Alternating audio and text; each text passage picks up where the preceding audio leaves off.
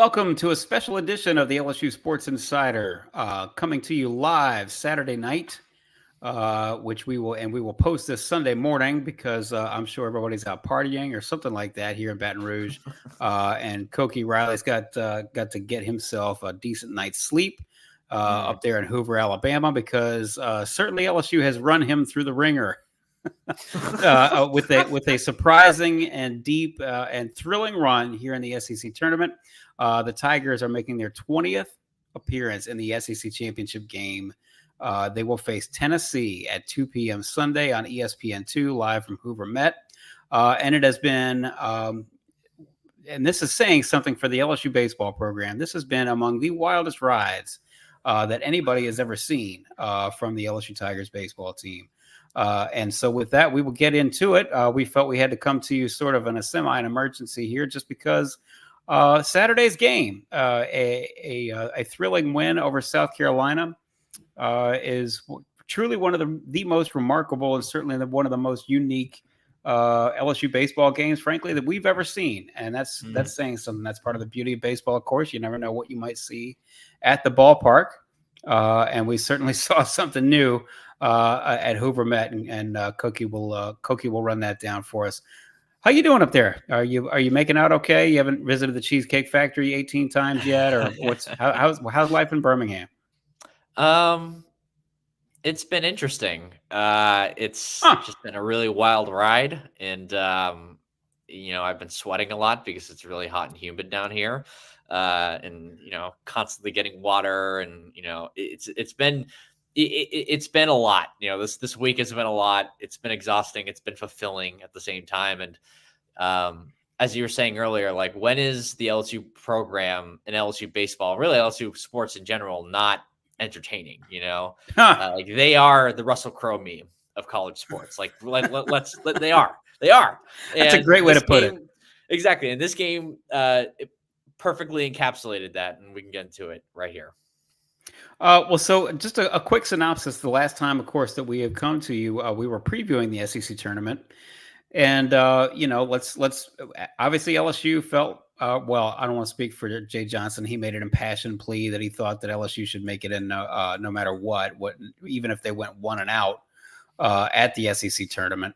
But you know what? The fact that he pitched Gage Jump, his number one pitcher, against Georgia on the first day of the tournament, tells you that maybe he felt like he probably needed to go ahead and make sure that they got one win. They did get a huge win, a big RPI win against Georgia, followed by another even larger RPI win against Kentucky the following day.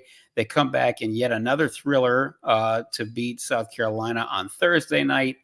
And they had a day off, which they desperately needed to come back for the semifinals against South Carolina, as it turned out. And they face South Carolina Saturday afternoon again. And Koki, this was one of, as we said, this was one of the most remarkable games you could ever hope to see. And let's start with the issue that everybody probably wants to talk about, which is what the hell happened for 18 minutes while everybody was trying to sort this out, to set up everything, in the 10th inning. As LSU is out there against South Carolina. What went down? Why did the umpires need to confer for 18 minutes? And why did so many LSU fans feel like their team got jobbed on a call? Yeah, so let's just start with the situation at hand before there was a pitch thrown or anything, any call made or anything like that. So they were runners on first and third and 2 out, and Griffin Herring had just come into the game for Gavin Guidry. After Guidry had walked a couple batters, runner had moved to third. So runners on the corners and 2 outs. And I think it was an 0-2 count or an 0-1 count. And the runner at third base, Blake Jackson, decided to steal home plate. It's kind of a bizarre decision at the time, just because it was, that's a pretty bold move, right? Try to steal home to take the lead in the 10th inning. But anyway, he tries to steal home. Guidry throws home. Neal makes the catch, tags Jackson out by a mile. Seems like the inning's over. Both teams head to the dugout. LSU's getting ready to the plate. Everyone's on deck circle. South Carolina's in the field. The pitcher's warming up, and all of that. But then the umpires convened, and they convened some more, and then they convened some more, and then they talked to they talked to both teams as coaches. Jay Johnson suddenly got ejected. There was no announcement from the umpires as to what was happening at all. Everybody was confused. Everyone in the press box was confused. Everyone in the field, on the field, in the stands, everybody was confused except for, maybe the 4 or 5 umpires that were on the field. Even they seemed like they were confused at times because, again, it was an 18-minute delay on top of the fact that Jay Johnson got ejected, on top of the fact that LSU tried to protest the game because it was because everything that was going on was so vague. And they ended up not being able to protest the game because it was a judgment call on the field, but we can get into that later. So all in all of a sudden, the runner at first ends up at second base. The runner at third, who was stealing at home, Jackson, he scores on the play. The runner at second is Cole Messina. And then the batter at the plate, Parker Noland at the time, he goes to first base. And so all of a sudden, Griffin Herring's on the mound, and there's runners on first and second and 2 outs. Herring gets a ground out to end the inning, but everyone isn't 100% sure as to what just happened. And I think now's probably the right time to sort of get into it as to why what happened. Okay, so before we get to that, though, you made mention of it just now, but does anybody in the press box, including you, have really any kind of clue as to what the hell's going on? No. I was sort of tweeting my way through my feelings a little bit, being honest, just like trying to what I think is maybe happening and what I'm just seeing on the field. And then all of a sudden Jay Johnson gets ejected. So it went from like a level 1 concern to a level 5 concern, so to level 5 confusing too. Yes. I mean, that's it's very hard to parse out because, I mean, let's be honest. And this is where, we'll ask you to get into it and explain as best you can.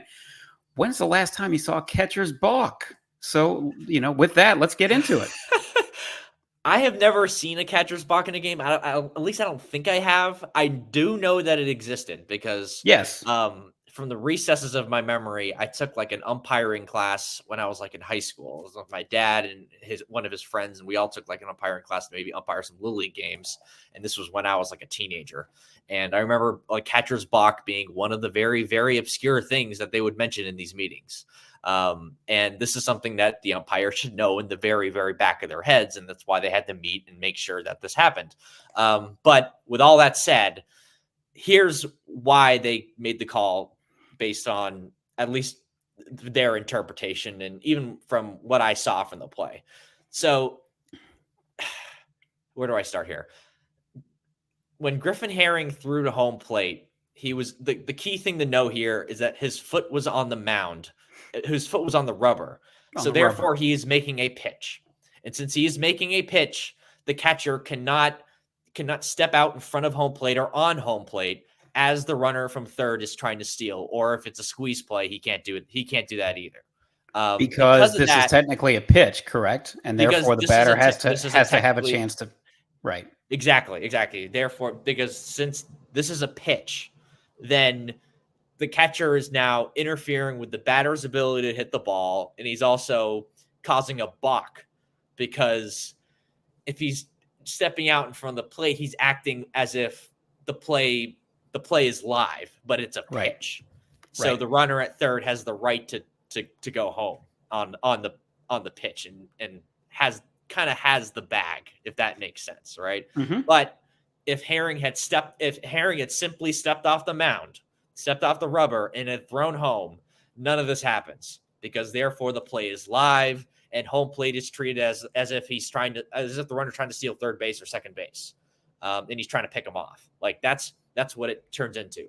But since his foot was on the rubber and he was throwing home, that's a pitch. And since it's a pitch, then Neal isn't necessarily restricted to the catcher's box, which I saw there was some talk about that. He's allowed to have a foot outside the catcher's box. That's not the question. That's not the issue here. It's the fact that he stepped over or onto home plate. In this case, he was in front of home plate. And because of that, that's a balk. Because again, it not only does it impede the hitter, it's also technically impeding the third baseman, the runner at third. because it's a pitch on the play. Right. It's not a pitch until after it crosses the player, gets past the plate, and then the catcher catches it, and therefore that's when the play is live. Yeah. Okay. So even Jay Johnson says, and I quote from your story up at theadvocate.com, quote, "I've never seen that call before. I've got to be honest. Long time coaching baseball, 24 years now or whatever," end quote. So clearly it's not just the casual fan who's, perplexed and maybe seen something that he or she has never seen before. Exactly. And I'll say this call is just rarely made because either one of the teams never points it out, or the umpires just don't catch it in the moment. And that's one of the reasons why it took 18 minutes to figure it out. That's one of the reasons why it only happened because Mark Kingston on the South Carolina dugout pointed it out to the umpires, being like, "Hey, I think this just happened." And then the umpires had to convene, and that's why it took forever. And if you want to argue at the fact that, why did it take so long? Why didn't they just catch it in the moment?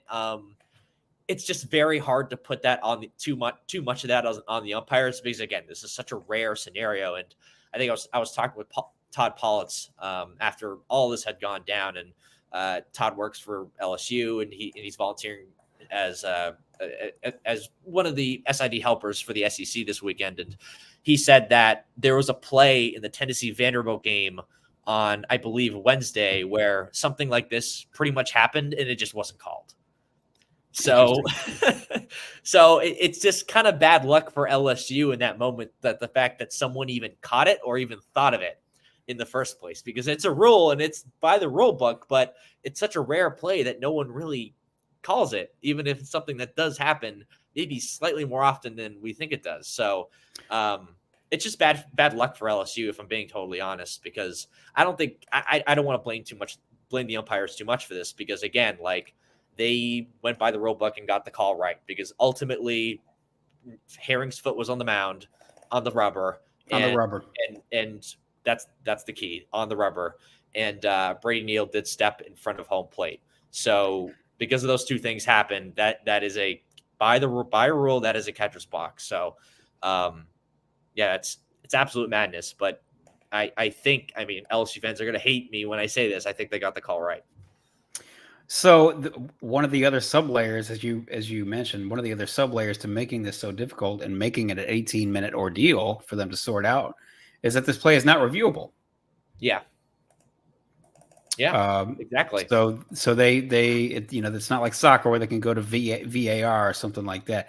LSU tries to protest this play under protest. Explain to us why they couldn't really protest. But because it's a judgment call, right? Okay. So it's a judgment whether Neal was on or in front of home plate.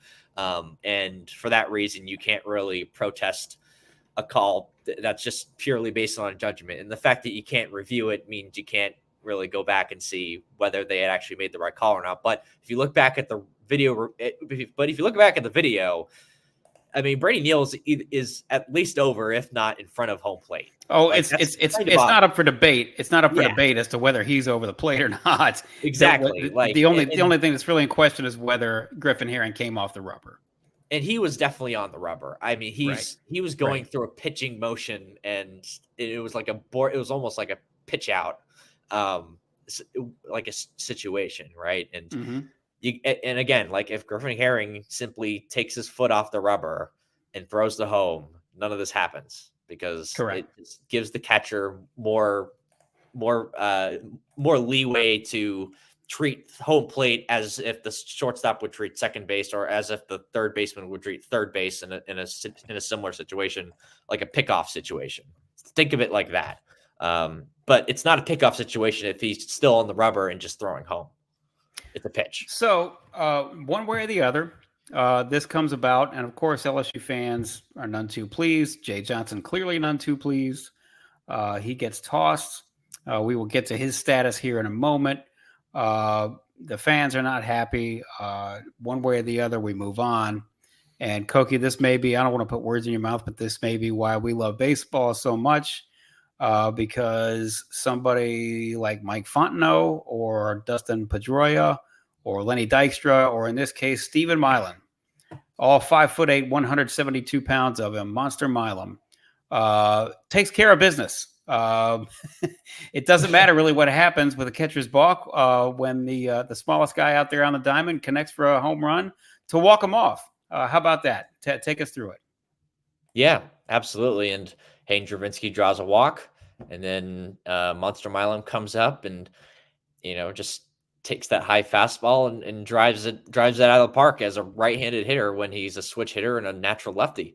And it's just more evidence that Milam has really figured out SEC pitching. And this is not just something that's happened during the SEC tournament. This is something that's been brewing for the last couple of weeks in SEC play. And it's something that he had a lot of trouble with for really the first half of SEC play. And now he's not only hitting the ball, but he's driving the ball. And you're kind of seeing that power from him. And if he keeps on playing like this, that's a major league player. And I don't care about his size. And Jose Altuve exists, and Dustin Pedroia. Yeah, we talked about Dustin Pedroia, Lenny Dykstra, these little guys. I mean, and the key thing for him, if he wants to be a major leaguer, is to show off that power. And the fact that he can do it now from both sides of the plate is really a huge development for LSU, and obviously for his future prospects as a pro player. And it was just an absolutely remarkable moment. I mean, I remember as I was trying to write about what the heck just happened in the top of that inning with the whole, catcher's balk situation, he hits the home run. And I'm just like, you got to be kidding me! Like, this is unbelievable chaos. Well, and that was the end of the chaos, and the catcher's balk was clearly the most explosive part of the chaos. But it was a day of chaos from start to finish. Let's talk about LSU falling behind 8-0, and somehow coming all the way back. I mean, this has been. I don't want to put words in your mouth, Koki, but we're talking about, is this seven in a row now, going back to Ole Miss? Yes. Well, I guess 8 in a row if you want to count the. Well, no, 7 would be 7 in a row because it didn't play a midweek game in the last. Yeah. Yes, 7 in a row, including some of the heaviest of heavy hitters here at the SEC tournament: Georgia, Kentucky, 2 over a fairly game South Carolina team. And now they're going to face Tennessee. If anybody would have told you 2 weeks ago that they're going to go 7-0 against the schedule, I don't know that anybody would have really believed. That would have required something of a willful suspension of disbelief. But they go ahead. They had to throw a whole bunch of guys because there wasn't a whole bunch of outs to be had early on in this game. And we discussed, obviously, when they got to Saturday, they were probably going to be. It might be a bullpen game, regardless of how well the bullpen throws. But one way or the other, you saw 9 pitchers in this game. You get all the way back to 10-10, and then Griffin Herring comes in, and you see what happens. But how about this run? How about this run by the LSU baseball team? And then we'll get to Jay Johnson and whether he's going to be around in the dugout for the championship game against Tennessee on Sunday. Yeah, absolutely. And I mean, it was already a wild and crazy run before today, before any sort of catcher's interference or catcher's block or any of that stuff, or any Steven Milam walk-off home run. I mean, just the dominant wins over Georgia and Kentucky, when you have your best pitchers on the mound like that, showed that they, for the first time really all season, they played like a team that could make the College World Series easily. Yes. Not just make it, but make it easily. They played like a team. They played like last year's team. Like, that's what it felt like. And when they had dominant pitching on the mound and good offense that could punish mediocre pitching, which is exactly what you saw in those 2 games. And then you saw the madness of the first South Carolina game, where Michael Braswell has the revenge game of his life, and he has the go-ahead single to give them the lead after they are down by 3 runs in the 8th inning and down by a run heading into the 9th. And that was a comeback victory within its own. And it's been I think like the evolution of the offense has probably been the most impressive thing this week, even if there is one major caveat with a lot of this, at least from an offensive standpoint, and that is the fact that they haven't faced, in any of these games, they haven't faced the opposing team's top pitchers. That's correct. Right. The one thing you can say, I'm sorry, Cook, I just want to jump in because this is going to fall out of my head. You know how I am. If there's one thing you want to say that's just fantastic, over and above the fact that obviously they won enough to make sure that they are a surefire uh, NCAA tournament team. But if you if you take it for face value, you beat Georgia, you beat Kentucky, you beat South Carolina, which is a good team, twice, and now you're facing Tennessee. Listen, it doesn't matter what kind of regional you get put in. There's not going to be a regional field that's as strong as that one right there. And LSU has won 4 games in a row, much as they may have to do in a regional. But there is that one caveat, as you said, which is they've yet to face somebody's ace. And rest assured, either on Friday or on Saturday, the first or second game of whatever regional they find themselves in, they may wind up facing aces back to back, depending on what kind of draw they get. But I'm sorry, I digress. Go ahead. Yeah, no, exactly as you said. I mean, Georgia and those games weren't important enough for Georgia and Kentucky to move up their top guys and pitch them on 4 or 5 days of rest. The games just weren't important enough for them.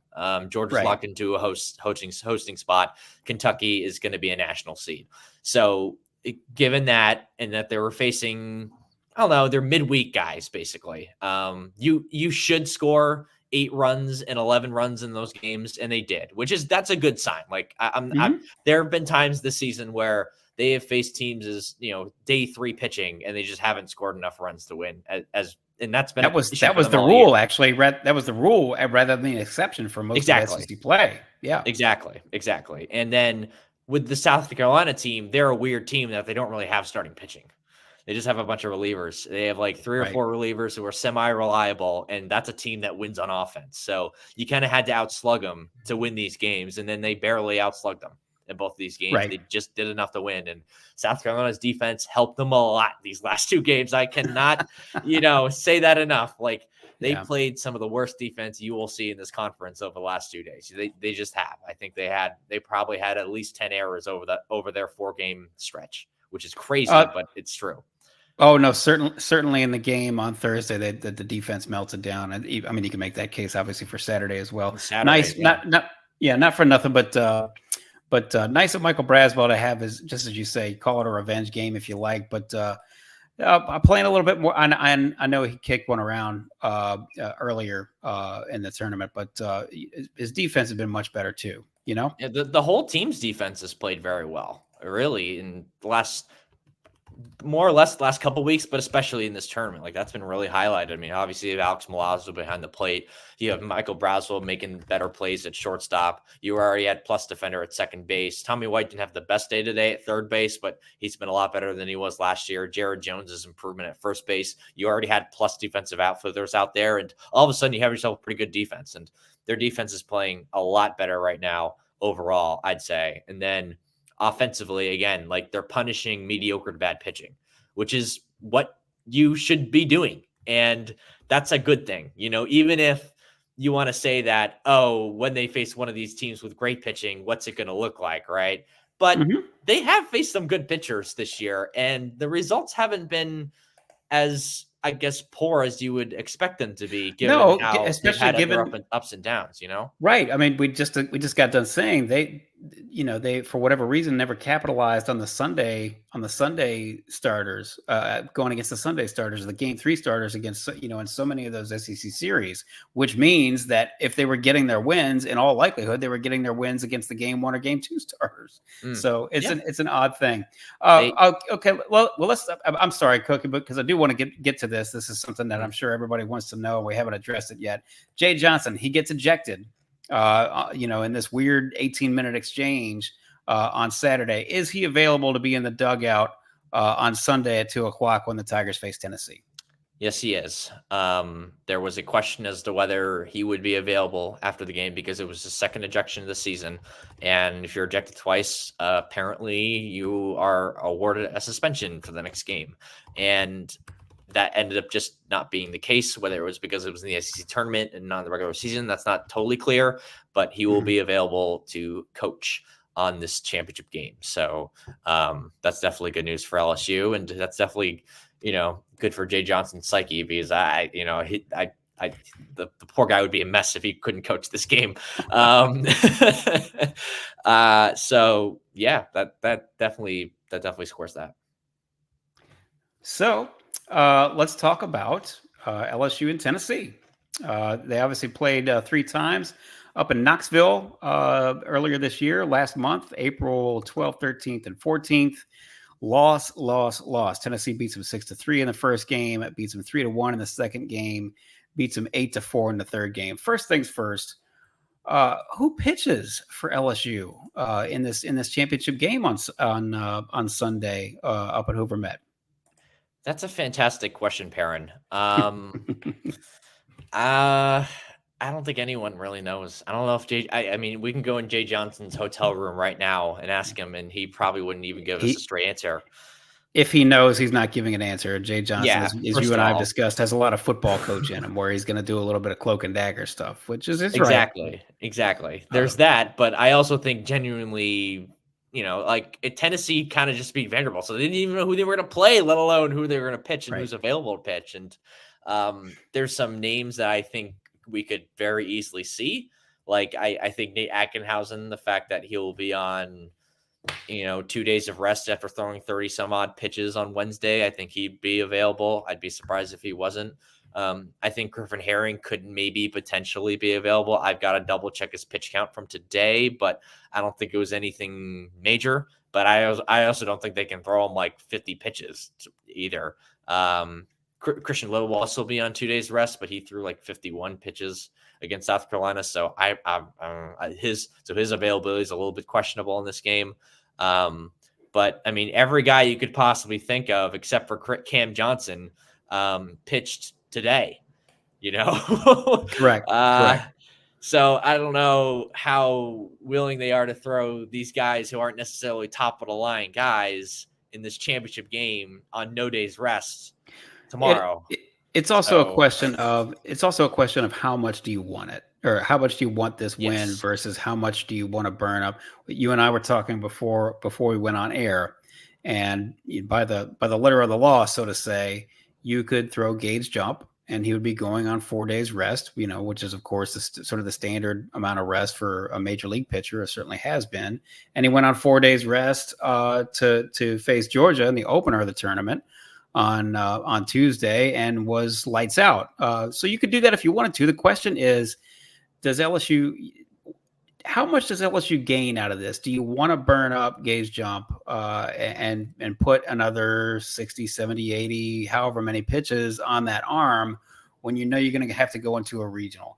Part of the reason I bring this up is because, okay, if they thought that they could get all the way up to a number 1 seed at host, well, maybe it's worth it.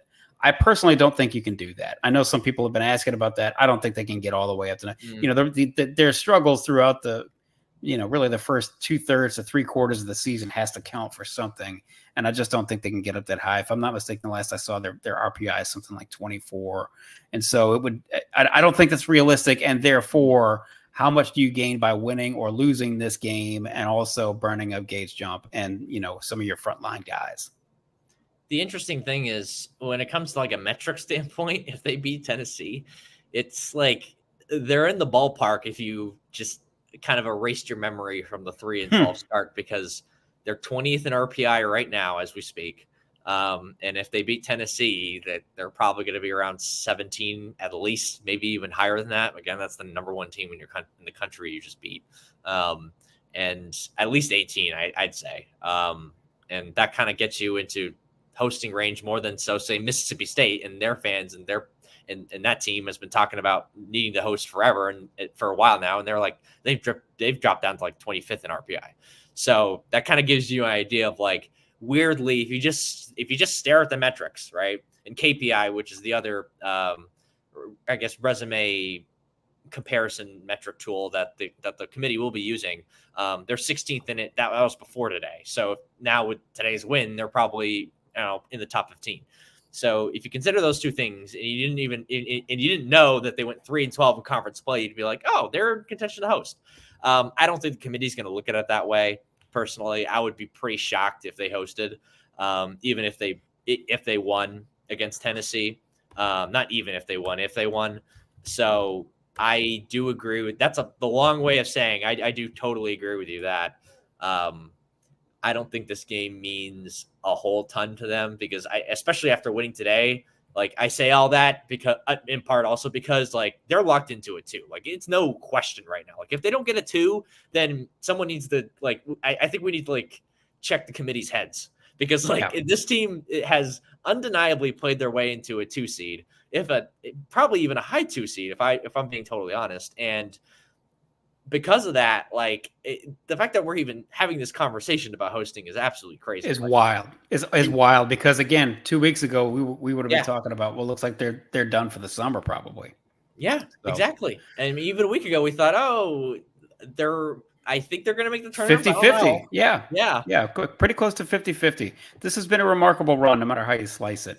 Well, so Koki, what else are you looking for? LSU versus Tennessee, and just I know we discussed this maybe a little bit, but sum up what you've seen out of the lineup. We discussed a little bit about the defense. The bullpen obviously had a pretty rough day on Saturday, but nonetheless, this suddenly has the markings of a team that I don't mind telling you 50-50 now, whether they make a super regional, just from my own personal opinion in terms of the way they're playing, how far they could get, and things of that nature. I'm not saying it's a given that they're going to win a regional. That's crazy, but they went from looking pretty sloppy, for much of the season to it wouldn't surprise me at all if they come out of a regional and win a regional and head off to the supers. So just tell us what you've seen out of this team over the past, say, 10 to 12 games.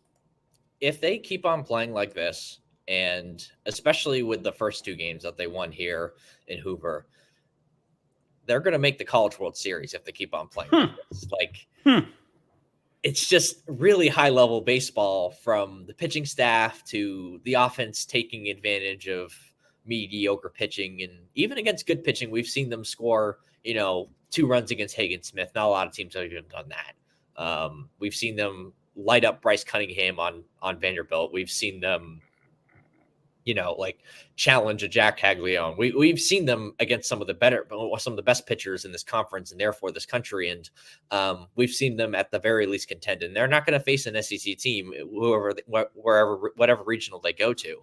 And I'm not guaranteeing them a spot in Omaha, let alone a super regional. But I just think that if you just simply look at the way this team is playing and you look at the competition, and especially when they have Jumper Holman on the mound, they're probably going to be picked to win not just that regional, but potentially that super regional as well. Like, when the national pundits are going to be asked, "Oh, what non-host do you think is going to make the College World Series?" a lot of them are going to pick LSU just because of what we've seen lately. Koki, we talked about this. Certainly you and I did, and many others.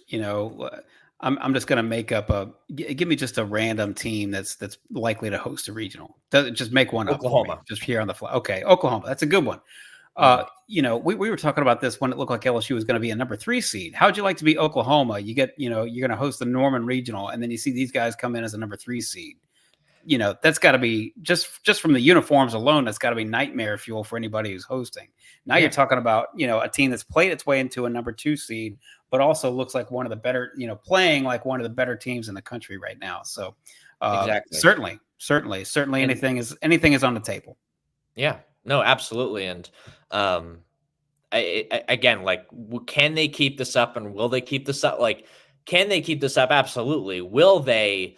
Is it just a much more complex question, because you're burning a lot of fuel this week at the SEC tournament, and you're gonna have to hit the road, and you have to keep on playing at this level in order to reach the lofty goals that you had at the very beginning of the season. So it's going to be a lot, and I'm really curious to see if they can just keep this up, because it's hard for any team to keep up this level of play, let alone with all these emotional victories. And I'm just really, I'm not, there's no guarantee of anything, and I'm just really curious to see, like, can they keep this up? And it's just going to be a lot to keep this up, because again, they're burning a lot of fuel here, even if they aren't necessarily pushing pitchers, trying not to push pitchers too hard.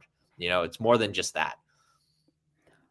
A thrilling week at the SEC tournament in Hoover, Alabama. And not for nothing, but the LSU softball team has been pushed to a Game 3 Stanford defeats LSU 3-0 in the second game of the Stanford Super Regional.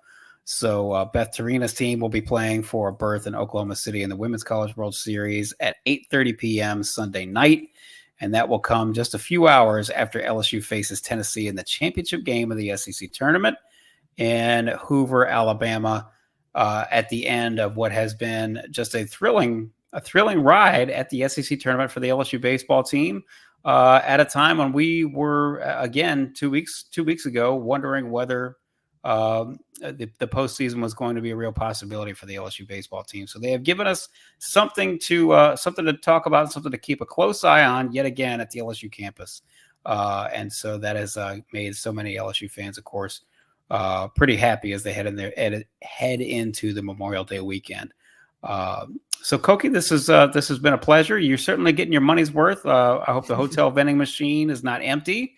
You're going to need a little more caffeine to start your day and keep your weekend going. But this has been quite a bit of fun just to see this sort of lunacy unfold. It's been lunacy in the best sort of way.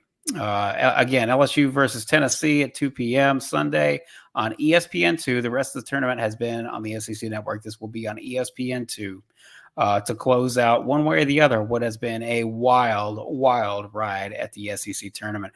Koki, anything you want to add before we sign off for the day? Just that I do think it's interesting. Tennessee only used 2 pitchers today. So their pitching, in theory, is in better shape than LSU's heading into this game. But when you reach the SEC tournament final, no one's pitching is in good shape. Like, no. Yes. So they're going to have to score probably at least 8 runs in this game to win it. But with the way things have been going on the last few days, I mean, nothing surprises me at this point. I mean, when this team went down 8-0, it just felt like, another one of those Sundays where they ran out of pitching and the offense just couldn't really carry them. I mean, this team was 1-8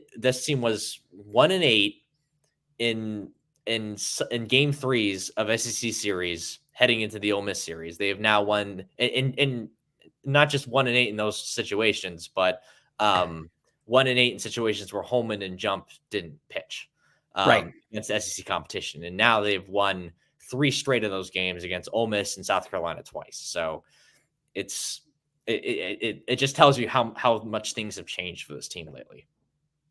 Late May for the LSU baseball team, and they're making a charge yet again because why wouldn't they? It's that time of year. Koki, it's been a pleasure. Again, I hope you get a decent shower and a decent night's sleep, and you got a fresh round of caffeine at the ballpark at Hoover Met. Appreciate you jumping on here as we're coming to you late on a Saturday night. We'll post this on Sunday morning to give everybody something to look forward to and to recap what has been not only a wild day, but a wild run through the SEC tournament. For Koki Riley, I'm Perrin Keys. This has been the LSU Sports Insight.